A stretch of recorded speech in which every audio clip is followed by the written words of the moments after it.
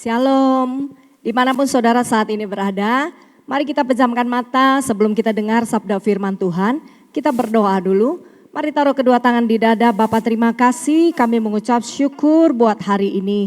Kami yakin dan percaya dimanapun saat ini kami ada, Tuhan ada bersama dengan kami, menyertai kami, melindungi kami, memberkati kami, bahkan Tuhan senantiasa mengangkat hidup kami. Oleh sebab itu kami mengucap syukur dalam segala keadaan, dan inilah waktunya kami mau duduk tenang untuk dengar sabda firman-Mu, berbicara kepada setiap kami Tuhan, dan kami siap untuk mendengarkan dan melakukannya. Segala sesuatu yang datang daripada Engkau, biarlah kami juga kembalikan hanya bagi kemuliaan nama Tuhan.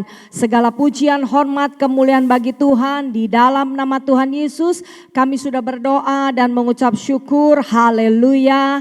Amin. Apa kabar saudara? Dimanapun saat ini engkau berada, percayalah bahwa Tuhan tidak pernah meninggalkan kita. Mari kita baca firman. Hari ini kita akan lihat dalam Yohanes 10 ayat yang ke-10. Saudara siapkan hati, siapkan pikiran, sungguh-sungguh bersama dengan seisi rumah saudara dalam keadaan yang hari-hari ini menjepit, hari-hari yang benar-benar menekan. Ayo kita siapkan hati. Karena iman itu timbul dari pendengaran, pendengaran akan firman Tuhan. Ketika saudara dengar firman Tuhan, saudara akan semakin mengenal siapa Tuhan. Saudara dengar firman Tuhan, saudara akan tetap percaya bahwa janji Tuhan itu ya dan amin. Mari sama-sama katakan amin. Oke saudara, lihat Yohanes 10 ayat yang ke-10. Pencuri datang hanya untuk mencuri dan membunuh dan membinasakan. Aku Tuhan datang supaya mereka mempunyai hidup dan mempunyainya dalam segala kelimpahan. Ada dua kata yang harus diperhatikan dengan baik di sini. Yang pertama adalah hidup saudara. Yang kedua adalah kelimpahan. Ya, kita sudah lewatin hari Paskah, kita sudah lewatin masa Pantekosta, dan kita percaya bahwa Tuhan kita tidak mati.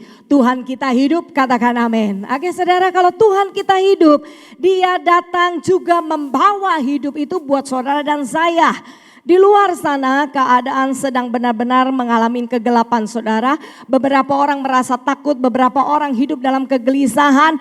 Terkadang kita berpikir ini pandemi corona mau sampai kapan selesainya. Kok rasanya yang terjangkit penyakit ini semakin hari semakin meningkat. Tapi percayalah saudara, Tuhan datang membawa hidup asalkan saudara dan saya mengerti apa sebenarnya yang harus dilakukan.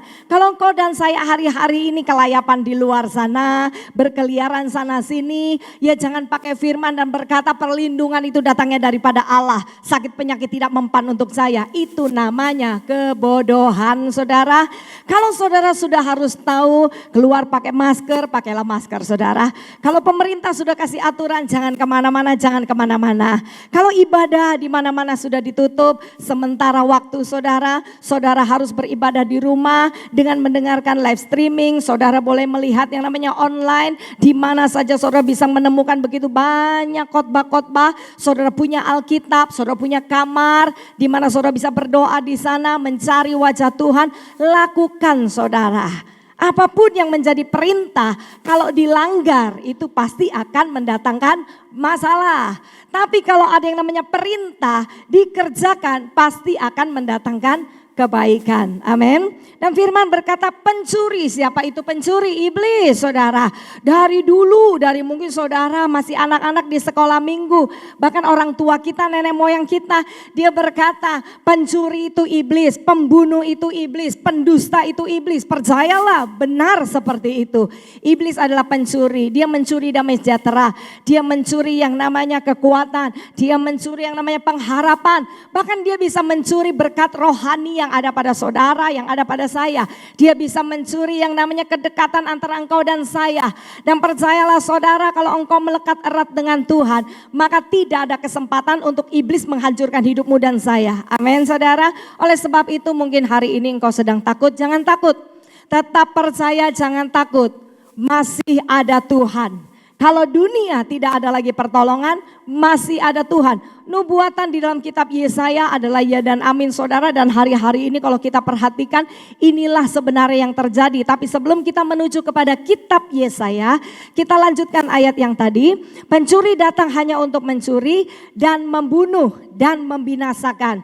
Tetapi Tuhan berkata, aku datang supaya mereka semua yang percaya kepadaku mempunyai hidup. Masihkah saudara percaya bahwa Allah kita hidup? Amin saudara. Katakan amin dimanapun kau ada. Kau katakan aku percaya bahwa Allahku hidup. Katakan amin di dalam dirimu. Dan percayalah ketika semua keadaan tidak baik, Tuhan sedang mendatangkan keadaan yang baik dalam hidupmu dan saya. Dan mempunyainya dalam segala kelimpahan. Ada kata kelimpahan di sana. Mungkin kita berharap bahwa kelimpahan itu selalu bicara tentang uang dan uang. Bisa makan enak, makan enak, makan enak, makan enak. Saya tiba-tiba terpikir saudara ketika tadi berangkat saudara ya. Untuk saya bicara tentang firman hari ini. Saya terpikir satu hal. Sering buka-buka yang namanya Instagram, buka-buka Facebook gitu ya. Buka-buka WA story. Kalau sebelum keadaan kegelapan ini terjadi, kita lihat para ibu-ibu, mungkin juga bapak-bapak rodo alay hari-hari ini gitu kan ya. Nah, mereka foto makanan. Makanan yang dimakan di restoran A, restoran B gitu ya. Oh, masakan Korea dan sebagainya. Tapi hari-hari ini amazing ya. Banyak foto makanan, tapi bukan untuk dimakan, tapi untuk dijual. Berarti kan terjadi peningkatan. Ada yang namanya open PO ya kan gitu ya. Penjualan online meningkat dengan luar biasa. Jadi ibu-ibu yang kemarin pemalas gitu ya, hari-hari ini jadi rajin gitu kan. Bapak-bapak dulu yang tidak kreatif, hari-hari ini jadi kreatif. Anak-anak yang dulunya kelayapan di mall, mereka nge-mall sekarang udah gak bisa. Mereka sekarang mulai coba-coba bikin dalgonan, entah itu warnanya hijau, warnanya merah, warnanya coklat gitu ya. Tiba-tiba anak-anak kita jadi pinter-pinter semua. Pada saat keadaan sebelum terjadi seperti sekarang ini, hubungan suami istri jauh, orang tua anak juga jauh. Hari-hari ini tiap hari Yosi tuh muter aja ya. Ke dapur ketemu mama, ke depan ketemu papa, naik ke loteng ketemu koko begitu ya. Kok ketemu terus, sebelumnya ngeluh kok gak pernah kumpul. Sekarang waktunya kumpul, tapi kumpul bukan untuk bertengkar ya ibu-ibu bapak-bapak ya. Kumpul untuk saling mengenal. Karena kenapa rumah tangga keluarga bisa berantakan? Kenapa satu dengan yang lain bisa tidak saling memahami? Karena kurangnya komunikasi. Seizin Tuhan ini semua terjadi, Tuhan ingin memulihkan gerejanya. Nah, gereja yang terhebat, yang punya power yang luar biasa itu adalah keluarga. Oleh sebab itu keluarga-keluarga ketika dikumpulkan, jangan bertengkar, jangan mengeluh, jangan selalu berkata kita punya masalah, kita punya masalah, kita punya masalah. Tuhan sudah beri janji, Allah kita hidup, Yesus kita hidup. Kalau kau berkata amin, berarti kau harus percaya bahwa Tuhan tidak kemana-mana. Bahkan ketika dia naik ke surga, dia berkata, aku akan menyertai engkau sampai kesudahan zaman. Aku memberikan engkau seorang penolong namanya Roh Kudus. Dan Roh Kudus ada di mana? Apakah ada di gedung gereja? Tidak saudara. Roh Kudus ada bersama denganmu dan bersama dengan saya. Immanuel, Tuhan menyertai kita. Artinya sekalipun hari ini kita tidak ada di dalam ruang gereja, kita ada di rumah beribadah, kuasa hadirat otoritas urapan yang baru dari Tuhan itu tetap nyata atasmu dan saya. Katakan amin. Asal kau sungguh-sungguh di sana, dengarkan firman baik-baik, pujian penyembahan dengan sungguh-sungguh, dimanapun kau ada, omnipresent, Tuhan itu hadir. Ketika kau berbeban berat hari ini, angkat tanganmu dan sembah Dia. Ketika kau siapkan hati untuk ibadah, ketika kau siapkan hati untuk ada di rumah, bukan hanya melihat pendeta udah jadi artis sekarang gitu ya, tampil di mana-mana, bukan saudara. Siapapun yang berkhotbah nggak penting saudara, yang penting isi firman-Nya. Ketika kau dengar firman, maka imanmu timbul.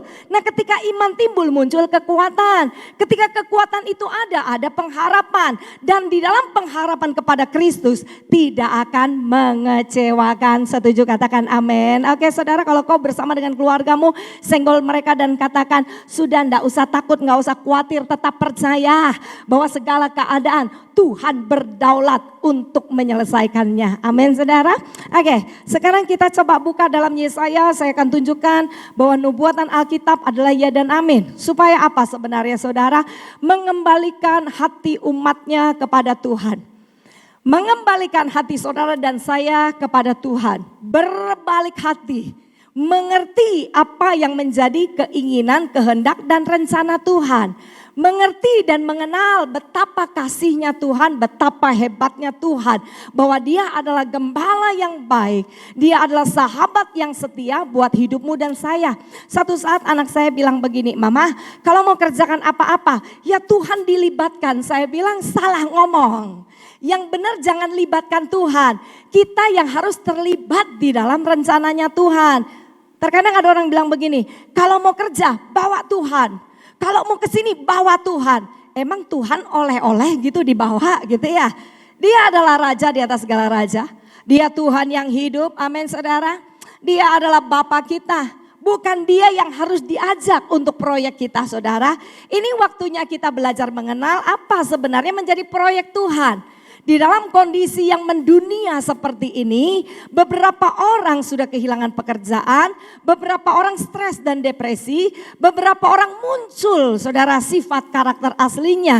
Benar kata kitab Wahyu, nanti di akhir zaman yang jahat akan semakin jahat, yang benar akan semakin benar. Saya tidak berkata baik karena orang benar pasti perbuatannya baik.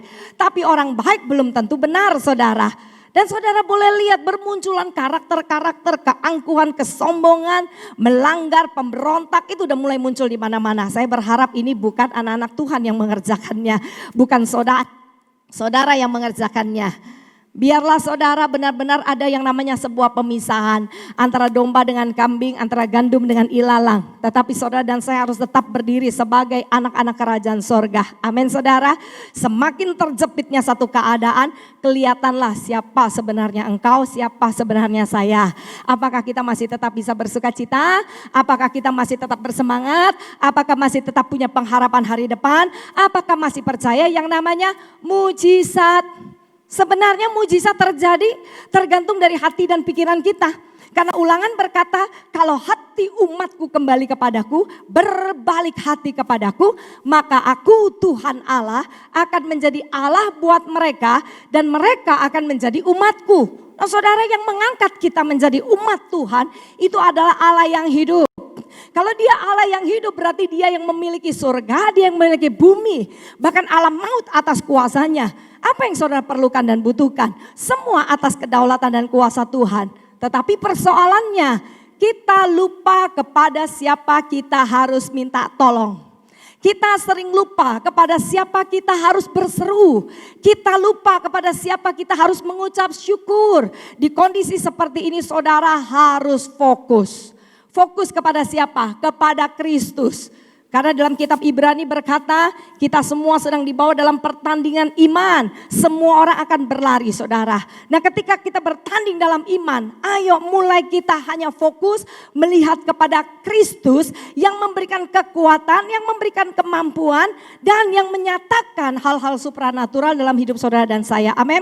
Nah, setelah kita melihat ini saudara, dalam Yesaya 3, saudara akan mengerti bahwa tidak ada satupun pribadi yang bisa diandalkan.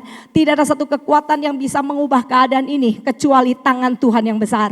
Amin. Oke, Yesaya 3 ayat yang pertama sampai ayat yang ke-12 saudara. Saya bacakan, maka sesungguhnya Tuhan semesta alam akan menjauhkan dari Yerusalem dan dari Yehuda. Ini bukan bicara orang yang di luar Tuhan loh saudara, ini bicara kita. Karena yang namanya penghakiman akan terjadi terlebih dahulu di dalam rumah Tuhan. Dan saudara dan saya adalah bait Allah Roh Kudus. Kau dan saya adalah tempat di mana Roh Allah tinggal. Bukan gedung gerejanya. Jadi akan terjadi pembersihan. Siapa yang dibersihkan? Gereja kah? Gereja udah steril kayaknya hari-hari ini terlalu banyak disemprot saudara ya. Tetapi yang harus disterilkan itu adalah engkau dan saya. Pikiran kita, hati kita, cara bicara kita, bagaimana respon kita, bagaimana keputusan kita untuk mengambil setiap keputusan dan tindakan kita. Bukan hanya hari ini ketika masalah itu seakan-akan datang, saudara. Tapi itu akan berlaku menjadi yang namanya lifestyle, gaya hidup. Apakah benar-benar kita berdiri sebagai anak-anak terang? Apakah kita benar-benar berdiri sebagai orang-orang percaya? Akan terlihat penyaringan itu bukan dengan kondisi yang baik, tapi di kondisi yang paling tidak baik seperti sekarang ini, saudara. Dan nubuatannya seperti ini. Pahlawan, saudara, ayat pertama, maka sesungguhnya Tuhan semesta alam akan menjauhkan dari Yerusalem, dari Yehuda, setiap orang yang mereka andalkan. Siapa yang selama ini saudara andalkan? Ada beberapa jemaat mengandalkan beberapa pendeta. Ada anak-anak juga mengandalkan harta orang tuanya. Ada juga beberapa ibu-ibu begitu bangga dan mengandalkan kekayaan suaminya. Mungkin para pria begitu angkuh dan songkaknya merasa tidak butuh Tuhan karena perusahaannya diberkati dengan luar biasa, saudara. Tapi saudara lihat ketika kondisi ini terjadi, virus itu enggak nyari yang miskin loh, saudara. Ternyata virusnya banyak kena yang kaya, saudara ya. Kenapa saudara, saya bingung, apakah istilahnya yang enggak punya itu enggak berhak untuk mendapatkan virus corona gitu, saudara ya. Nah lah saudara, artinya segala situasi yang hari-hari ini terjadi pandemi COVID ini, saudara ya, itu melanda seluruh bumi, saudara. Saudara harus mulai fokus kepada Tuhan. Tanda-tanda akhir zaman sudah mulai bermunculan. Saudara harus percaya kedatangan Tuhan kedua kalinya juga sudah semakin dekat. Tetapi bukan membawa efek ketakutan. Tapi justru kita harus siap siaga. Kapanpun Tuhan datang kita sudah siap. Apapun Tuhan mau kerjakan kita akan ikut di dalamnya bersama dengan proyek besarnya Tuhan. Amin. Dan dikatakan setiap orang yang mereka andalkan segala persediaan makanan dan minuman. Oke saudara, hari ini mungkin di rumahmu sudah mulai kekurangan makanan dan minuman. Tetapi 2 ikan 5 roti, Tuhan bisa kasih makan 5.000 laki-laki dengan sisa 12 bakul. Tapi apa yang Yesus kerjakan menjadi teladan buat saudara dan saya. Dia mengangkat yang namanya 2 ikan 5 roti tinggi-tinggi, menengadahkan kepalanya ke atas. Artinya kalau hari ini sudah tidak ada yang bisa diandalkan, kesulitan sudah ada di mana-mana. Saudara nggak bisa hanya mengeluh, saudara hanya bertengkar. Saudara harus mulai membawa kedua tanganmu ini di hadapan Tuhan dan mulai angkat wajahmu, bukan tertunduk karena kau tidak punya apa-apa. Jangan tertunduk karena masalah begitu banyak datang. Jangan tertunduk karena kau sakit. Ini waktunya kau angkat kepalamu, lihat ke langit. Karena Tuhan kita ada di sana. Dan berserulah kepadanya, berteriaklah kepadanya. Dia adalah Tuhan yang penuh dengan belas kasihan. Setiap doa yang menyentuh hati Tuhan, itu akan menarik belas kasihan turun. Dan saudara lihat 2 ikan 5 roti. Hanya dengan mengangkat tangan dan mengucap syukur. Yesus melakukannya dengan berdoa. Coba katakan berdoa. Yesus melakukannya dengan berdoa. Bukan dengan posisinya sebagai anak Tuhan. Tapi dia berdoa karena dia tahu 100% manusianya dia tidak bisa lakukan apa-apa. Dia tetap mengandalkan kuasa supranatural surga untuk mengerjakan sesuatu dalam hidupnya. Hari itu dan ternyata terjadi saudara, 2 ikan 5 roti bisa kasih makan ribuan orang. Nah hari ini mungkin di dalam keluargamu hanya 8, 10, paling banyak 16 orang saudara yang harus makan. Dan setiap hari harus makan dan harus makan. Ternyata beberapa dari bilangan keluargamu harus dirumahkan dan tidak ada penghasilan. Tetapi percaya kau dan saya adalah anaknya Bapa. Bapa tidak mungkin membiarkan engkau dipermalukan, tidak akan membiarkan kau kelaparan. Tetapi persoalannya apa kau dan saya sudah mengangkat kepala ini, mengangkat tangan dan berseru kepada Allah yang hidup. Lakukan saudara dan percaya alami mujizat. Setelah pandemi COVID-19 ini lewat semuanya saudara, saya percaya orang-orang yang berseru kepada Tuhan punya kesaksian-kesaksian yang hebat. Sehingga orang di sekelilingnya bisa melihat orang ini disertai oleh Tuhan yang hidup. Amin saudara. Oke.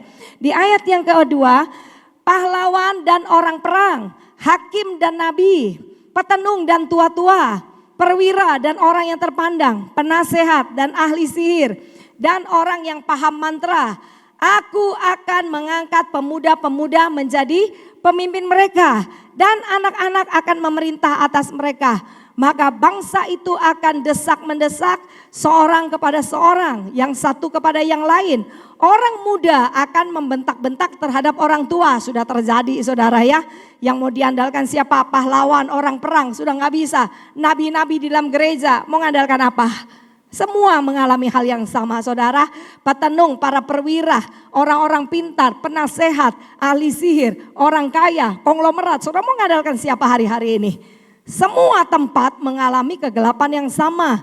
Tetapi kau harus percaya, saya harus percaya. Kita punya Yesus adalah terang yang ajaib. Amin saudara.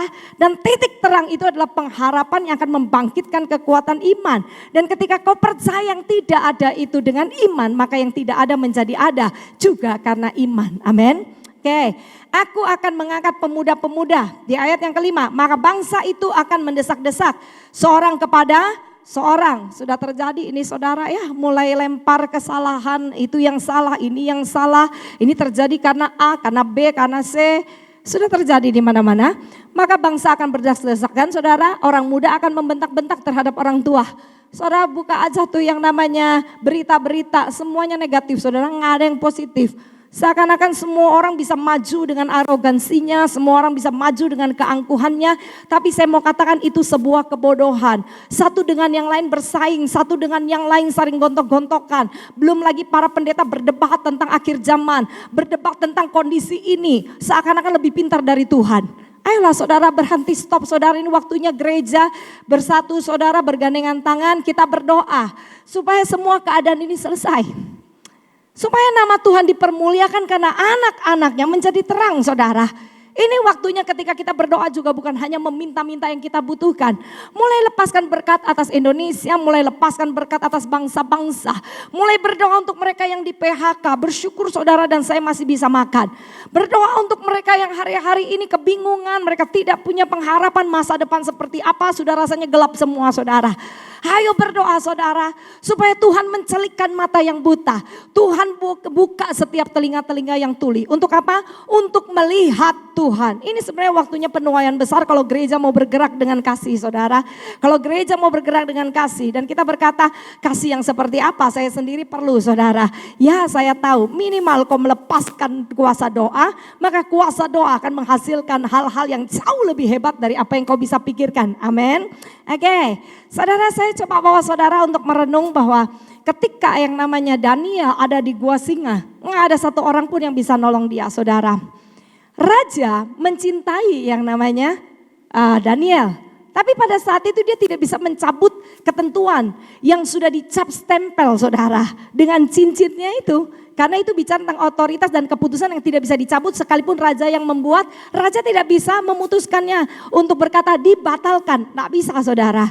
Tapi pada saat itu saudara lihat, Daniel tenang saja, dia tetap masuk ke gua singa karena dia tahu dia orang benar.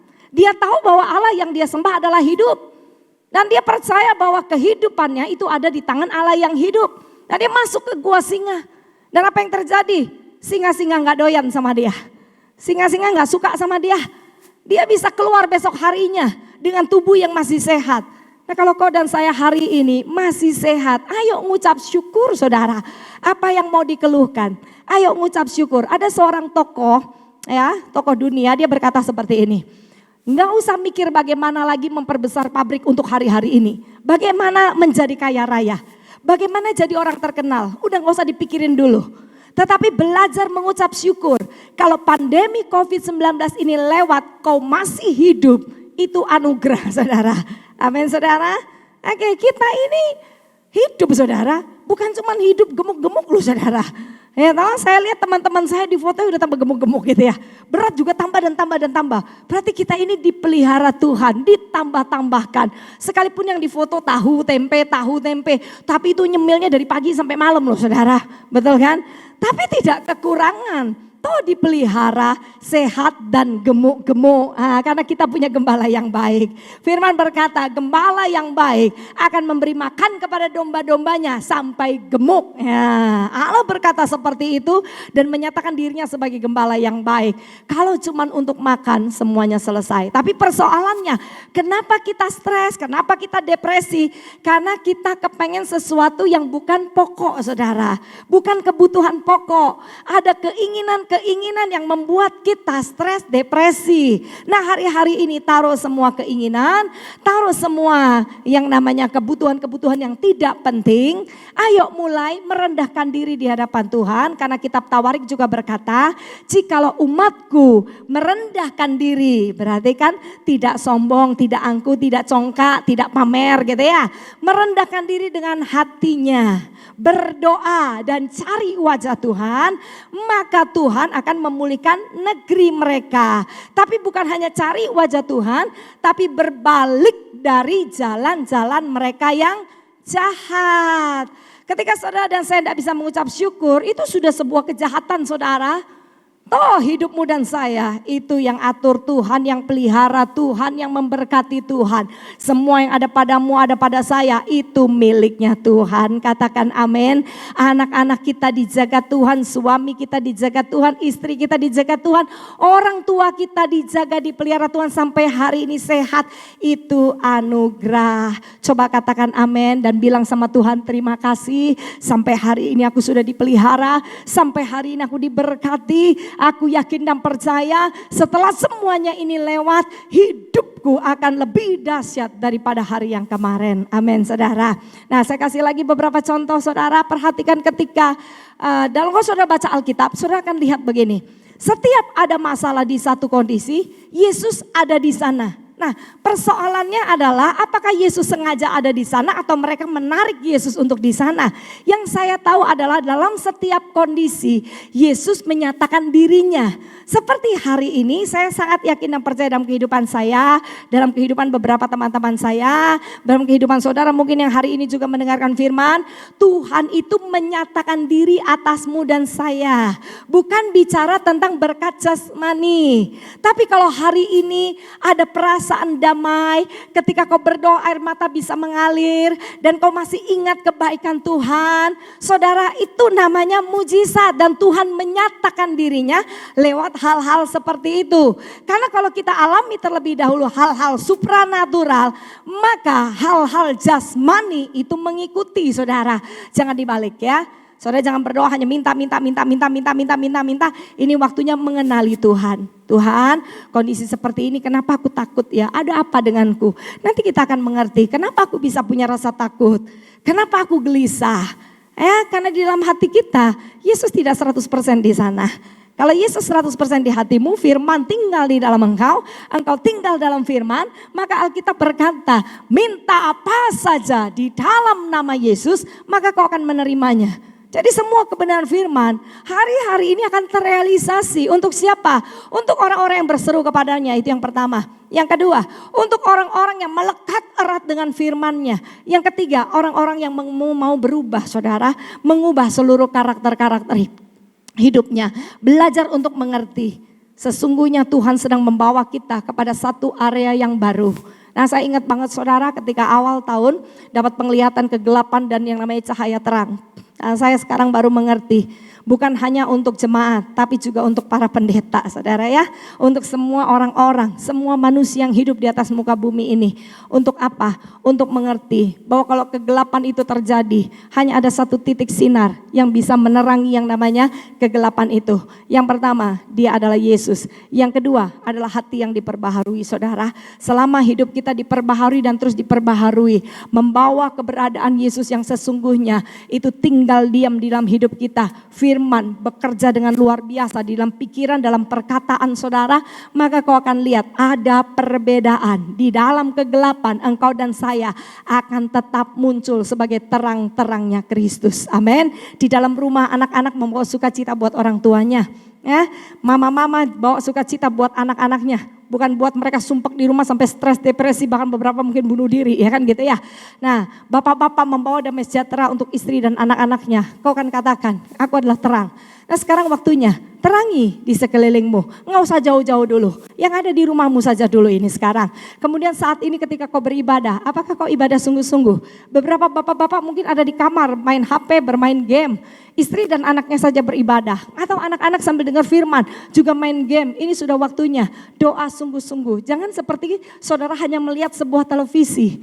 Ya, saya ingat banget minggu kemarin beribadah saudara pada waktu hari Minggu. Nah, bicara tentang Pentakosta, saudara, ini Pentakosta udah lewat ya, saudara. Nah, saudara, dan pada saat saya mendengar khotbah-khotbah itu, saudara, coba mendengarkan dengan baik, merenungkan dengan baik, saudara. Saya bisa alami hadirat Tuhan, saya bisa nangis, saudara. Saya bisa rasakan sesuatu sedang bekerja di dalam firman itu, saudara. Pada biasa kita ada di tempat ibadah, itu hanya mendengar dari sebuah yang namanya tape, saudara ya, dari sebuah HP gitu kan. Mendengar pendeta itu khotbah, saudara, saya menerima firman-Nya karena kita butuh firman. Hari-hari ini kita perlu firman. Nah, ketika murid-murid saudara ada di dalam perahu, pada saat itu Petrus belum kenal banget siapa Yesus ya, saudara. Nah, Yesus ada di sana kapan? Pada saat Petrus dan saudara-saudaranya sudah menjala ikan semalam-malaman. Tapi mereka tidak mendapatkan apa-apa, saudara ya. Dan mereka balik dengan tangan kosong. Dan Yesus datang kepada mereka. Bukan mereka yang datang kepada Yesus. Percayalah, Yesus ada bersama denganmu saat ini. Yesus ada bersama dengan kita kapanpun, setiap saat, setiap waktu. Belajar tidak mengabaikan kehadiran Tuhan. Sapa Dia. Berbicara dengan Dia, ayo berdiskusi dengan Dia, sembah Dia, ucap syukur. Bahwa Tuhan tidak kemana-mana, Dia bersama dengan engkau, Dia bersama dengan saya. Hari ini, besok, bahkan sampai selama-lamanya. Yesus datang kepada Simon, Yesus datang kepada para nelayan ini dan Yesus berkata, ayo tebarkan kembali jalamu dan pergi ke tempat yang dalam. Ya saudara, kita mendengar firman bahwa yang amazing itu adalah tempat yang dalam. Bicara tentang pujian dan penyembahan. Bicara tenggelam dalam hadirat Tuhan. Bicara melekat erat dengan hatinya Tuhan. Bicara tentang bagaimana firman itu harus tinggal di dalam saya. Tetapi kuncinya ada di sini. Ya, kuncinya ada di sini, saudara. Ketika Tuhan berkata, pergi tebarkan jalamu. Pergi ke tempat yang dalam. Bisa dong mereka berkata gini. Itu ada di Alkitab. Tuhan, semalam-malaman kami sudah menjala, tidak ada satupun ikan yang kami dapatkan. Hari ini sekarang kau perintahkan kami lagi pergi ke sana. Kalau udah siang hari seperti ini, laut itu dangkal. Mestinya tadi malam itu airnya pasang. Enggak mau pergi. Enggak deh, saya enggak mau pergi. Kalau seandainya pada saat itu para murid menjawab tidak mau dan tidak melakukannya, maka tidak terjadi apa-apa. Persoalannya, Petrus berkata, karena engkau yang ngomong, hebat toh? Karena kau yang berfirman, karena itu ada di Alkitab, bukan karena Ibu Valen yang khotbah, bukan karena pendeta yang ngomong, karena tercatat dalam Alkitab. Harus tinggal dalam hadirat Tuhan, cari wajah Tuhan. Selama Tuhan masih mau dijumpai, panggil namanya. Hidup dalam firman, jangan lukai hati Tuhan. Berbalik hati artinya berbalik dari jalan-jalan yang jahat. Yang kemarin berzina hari ini udah stop ya. Yang dulu pembohong udah harus stop. Yang dulu pemarah juga harus stop. Yang dulu tersinggungan stop. Yang suka fitnah orang udah stop. Apa yang saudara mau cari di balik semua itu? Nggak ada gunanya. Ini waktunya bergandengan tangan untuk berdoa, saudara. Untuk kita melihat bagaimana kuasa supranatural surga itu akan turun melanda seluruh dunia supaya nama Tuhan kita dikenal semua orang. Amin. Nah, saudara, mereka pergi. Kuncinya adalah mereka pergi. Sehingga firman berkata, siapa yang mau kau andalkan? Nggak ada. Tidak ada satu orang pun yang bisa kau dan saya andalkan. Baik hari ini ataupun nanti masalah pandemi COVID-19 selesai. Setiap hari kita ini perlu Tuhan. Nah, oleh sebab itu apapun yang menjadi kebenaran firman yang disampaikan, jangan ditolak. Jangan berkata, itu cuman kata pendeta. Itu maunya pendeta. Pertanyaannya, kalau kau dapatkan Tuhan, kau hidup berjalan dengan Tuhan, maka segala sesuatu yang ada padanya itu jadi milikmu. Tidak ada keuntungan buat kami, tidak ada keuntungan untuk yang berkhotbah. Itu keuntungan bagi kita masing-masing. Ketika kita mentaati firman, ketika saya mentaati firman, maka selesai. Segala sesuatunya selesai, saudara. Saudara tahu dalam perjalanan hidup saya, setiap kali ada ketaatan selalu ada upah. Yang saya tahu cuman itu. Bukan bicara ketika saya pelayanan kemudian saya pulang dapat upah. Enggak, saudara. Yang saya perhatikan salah satu saat, saya terus belajar setiap tahun. Lama, saudara, bukan 1 tahun, 2 tahun, 3 tahun, 4 tahun. Karena masa kecil saya hidup dengan penuh dengan kepahitan. Nah, Tuhan ingin menyembuhkan kepahitan, luka hati saya. Hidup udah dari orang susah, miskin, orang tua gak kaya gitu ya. Waktu kecil juga saya elek gitu ya. Gemuk, jerawatan, matanya sipit sekali gitu. Ini hidung udah kelelep gitu. Sekarang kan lumayan cantik ya. Ya, saudara. Nah, saya ngalamin begitu banyak tekanan hidup, mengalami banyak rasa sakit, banyak ngalamin yang namanya masa pahit, saudara. Tapi ketika di usia 19 saya mengenal siapa Yesus. Nah, perjalanan ini membawa perubahan. Apa yang membuat saya mengalami perubahan? Yang pertama, alami Yesus secara pribadi. Sungguh, saudara, alami Yesus secara pribadi. Yang kedua, mentaati setiap perintahnya. Tidak mudah, saudara. Kalau khotbah gampang mah, tampar kanan kasih kiri gitu, gampang, saudara. Hari ini tampar kanan, bleng-bleng kanan kiri juga gitu kan. Nah, saudara, bertahun-tahun saya cuma diajarkan untuk mengampuni, dan terus mengampuni, saudara. Sedangkan sekelilingnya terus menyakiti. Rasanya nggak habis-habis. Dari tingkat A, tingkat B, tingkat C, tingkat D, saudara. Dan saya teriak sama Tuhan dan saya berkata, Tuhan, kok kenapa selalu ketemu orang yang selalu nyakitin saya? Ternyata saya ini terus, saudara ya. Gak naik-naik kelas gitu loh. Saya bilang ya ngampuni, ya saya berteman. Tapi rasanya nyelekit gitu ya. Masih ada rasa. Nanti sama si B juga seperti itu. Sampai di satu titik ada satu perkataan yang sedikit aneh buat saya ketika saya berdoa. Saya menangis, saya berkata, Tuhan, kenapa selalu disakitin orang-orang yang saya cinta? Kenapa selalu disakitin orang-orang yang saya percaya? Kenapa disakiti dengan otoritas yang ada di atas saya? Tiba-tiba perkataan itu hanya muncul seperti ini. Kalau seseorang sudah kena racun, harus sembuh diracunin lagi. Ya, saudara, ini aneh Tuhan gitu ya. Sudah tahu saya ini kepahitan, kok ketemu dengan orang-orang yang membuat kepahitan. Mestinya ketemu dengan orang-orang yang bilang, oh sayang Valen, kamu ini cantik, kamu ini baik enggak ketemunya sama yang ngomongin nyelekit, sehingga enak, yang fitnah lah, yang ngomongin di belakang lah. Sampai di satu titik terakhir, saudara, saya ngerti. Yang namanya mengampuni itu sudah tidak ada rasa, saudara. Yang namanya mengampuni itu sampai sudah kebal, saudara. Benar-benar saudara tidak membenci orang itu, tapi saudara bisa berdoa untuk orang-orang yang menyakitimu, saudara. Nah, kalau hari ini saya bilang kebal dah. Mau tai kucing juga, tai kambing juga, mau tai sapi juga ditaruh di muka saya. Tinggal ambil tisu dilap aja, saudara. Nggak usah balas lempar tai kambing, tai sapi di mukanya orang. Artinya jangan balas yang jahat dengan yang jahat. Itu cuma satu contoh. Tapi apakah saya bisa melewatinya sendiri? Tidak. Harus ada Yesus di sana. Sama dengan keadaan seperti hari ini. Mungkin saudara juga bilang, ibu gak ngerasain sih. Ini kondisi-kondisi yang banyak banget terberat buat hidup saya. 15 tahun yang lalu saya juga ngalamin keadaan yang berat. Keadaan yang benar-benar nol minus, saudara. Dengan keadaan yang sama dengan hari ini. Sama aja, saudara. Tapi saya mau katakan, kalau dulu kita alami mujizat, hari ini juga kita alami mujizat. Besok kita juga tetap akan alami mujizat. Tapi kuncinya adalah apapun yang Tuhan perintahkan, lakukan. Kalau waktu itu Simon Petrus dan murid-murid tidak pergi lagi, saudara, untuk menjalani waktu yang tidak tepat. Ini waktu yang tidak tepat loh, saudara. Kalau tiba-tiba ada pendeta bilang, jemaat kok bisa bikin kue, open PO gitu ya. Jemaat akan bilang begini, ini pendeta gak rohani gitu ya. Kita butuh yang supranatural. Udahlah gak usah ngomong supranatural dulu, lu doa aja gak pernah gitu kan. Sekarang waktunya kembali ke kamar doamu, lakukan apa yang ada di depan matamu. Nanti kita lihat sisanya yang kau dan saya tidak bisa, karena Tuhan turut bekerja untuk mendatangkan kebaikan bagi orang-orang yang mengasihi Dia. Tapi ada kata Tuhan turut bekerja, Roma 8 ayat 28 ya.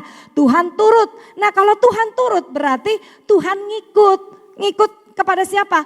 Kepada kita yang mengerjakannya dulu, baru dia menyempurnakan. Nah kalau kita cuma makan tidur, mengeluh, bertengkar, tidur lagi, makan lagi, bertengkar, ngeluh. Terus seperti itu. Hal-hal yang tidak penting, hal-hal yang tidak berguna kita kerjakan. Di kondisi seperti ini dengan begitu banyak alasan dan kita bilang gak bisa ibadah. Udah gak usah alasan, dulu gereja buka juga lu gak suka ibadah gitu ya. Gak bisa bekerja. Dulu waktu pintu dibuka kau juga pemalas, tidak pernah bekerja. Jadi gak usah alasan. Ini waktunya. Kau harus lihat, Allah akan membuktikan bahwa firman-Nya adalah ya dan amin. Amin saudara. Mari saudara, kau taruh kedua tanganmu di dada. Renungkan kebenaran firman Tuhan. Bahwa tidak ada satupun manusia yang bisa kita andalkan. Tidak ada sesuatu apapun yang hari-hari ini kita bisa andalkan. Entah hari ini, entah kemarin, entah besok. Yang saya tahu adalah tidak ada satupun pribadi yang bisa kita andalkan seperti Kristus. Tidak ada satupun pribadi yang sangat baik dan penuh kasih sayang kecuali Yesus. Tidak ada satu instansi pemerintah ataupun gereja tempat ibadah yang bisa benar-benar menolong engkau dan saya dengan cara hal-hal supranatural kecuali Yesus. Oleh sebab itu hari ini taruh kedua tangan di dada, ungkapkan kepada Yesus apapun yang menjadi kebutuhan, persoalan, apapun yang menjadi unek-unek, apapun yang menjadi kegelisahanmu, apapun yang menjadi keraguanmu, apapun yang menjadi ketakutanmu, mari bicarakan dengan Tuhan. Dan angkat suaramu, kau boleh menyembah Tuhan, kau boleh berdoa, kau boleh berteriak, kau boleh meminta. Karena tetaplah percaya, Dia satu-satunya Tuhan yang hidup, yang kau dan saya dan sembah di dalam nama Tuhan Yesus. Bapa, hambamu ini berdoa, lihat setiap tangan-tangan yang terangkat, setiap tangan-tangan yang ditaruh di dada, dimanapun jemaatmu ini berada, Tuhan taruh belas kasihanmu, Tuhan taruh anugerahmu, sehingga kami anak-anakmu benar-benar Tuhan menyaksikan kekuasaanmu, anugerahmu, kasih sayangmu yang tidak akan pernah berhenti, tidak bisa diberhentikan dengan waktu, tidak bisa diberhentikan dengan ruangan, tidak bisa diberhentikan dengan keadaan, karena kami tahu Engkaulah yang berdaulat atas seluruh kejadian, Engkau yang berdaulat atas seluruh keadaan, Engkau yang berdaulat atas seluruh bumi. Oleh sebab itu ketika kami mengangkat tangan, kami mengangkat wajah kami mengucap syukur dengan segala keadaan, dan kami percaya bahwa kami punya Allah yang hidup, yang berkuasa dulu, sekarang, bahkan sampai selama-lamanya, dan percaya bahwa kami adalah domba-domba anak-anakmu yang kau kasihi, yang diurapi, yang diberkati, sehingga apapun yang hari ini terjadi, kami tetap yakin dan percaya kami akan menyelesaikannya dan tetap berdiri sebagai seorang pemenang. Terima kasih Bapa, apapun yang terjadi, kuasa kasih anugerah-Mu melimpah. Mari angkat kedua tangan bersama-sama di hadapan Tuhan. Berkat anugerah kasih sayang Tuhan akan membawa engkau dan saya menjadi kepala dan bukan ekor, terus naik dan tidak akan pernah menjadi turun. Lumbung-lumbung diisi penuh melimpah ruah, kirbat anggur meluap-luap. Apa saja yang dikerjakan dibuat berhasil dalam segala keadaan, bahkan keadaan pandemi COVID-19 saat ini yang sedang terjadi. Kami dipelihara, tidak dipermalukan. Kami akan terus menerima kebaikan dan kemurahan Tuhan sepanjang umur hidup kami. Dan aku berdoa untuk yang sakit, oleh bilur darah Yesus engkau menjadi sembuh. Oleh kekuatan imanmu, segala sakit penyakit sudah dipatahkan, dihancurkan. Hari-hari ini mengalami krisis ekonomi, percaya dengan iman bahwa pintu itu sudah dibukakan. Berlarilah menuju kepada Tuhan, berlarilah menuju kepada pintu itu, maka kau akan masuk di sana dan menikmati segala kelimpahan yang Tuhan sudah sediakan. Kalau hari-hari ini ada rasa takut, kebimbangan, semua rasa takut, kebimbangan dihancurkan oleh bilur darah Yesus, dan kasih sayang Tuhan menyertai engkau dan saya sejak hari ini bahkan sampai selama-lamanya. Bahkan berkat Abraham, Ishak, Israel menyertai kita di dalam nama Bapa, Anak dan Roh Kudus, di dalam nama Tuhan Yesus yang sudah terima berkat semua, katakan amin.